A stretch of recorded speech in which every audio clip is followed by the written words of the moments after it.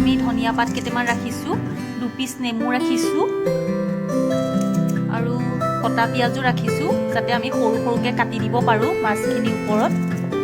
এয়া আমাৰ পাতত দিয়া মাছ তৈয়াৰ হৈ গ'ল। আপোনালোকেও দেখিবলৈ পাইছে কিমান ধুনীয়া লাগিছে। আপোনালোকেও যদি এনেকৈ মাছৰ পিটিকা খাবলৈ মন কৰে তেতিয়াহ'লে ঘৰতে টাৱাত দি মাছৰ পিটিকা অতি সহজভাৱে বনাব পাৰিব।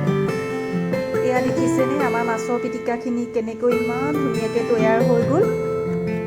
আপোনালোকেও যদি বিচাৰে ঘৰতে সহজভাৱে টাৱাত মাছৰ পিটিকা কৰিব বিচাৰে তেতিয়াহ'লে মোৰ নিচিনাকৈ এইটো বনাব পাৰিব। মোৰ ভিডিঅ'টো চাই যদি আপোনালোকে ভাল পালে তেতিয়াহ'লে লাইক, কমেণ্ট আৰু ছাবস্ক্ৰাইব কৰিবলৈ নাপাহৰিব। আজিলৈ আহোঁ, বাই বাই।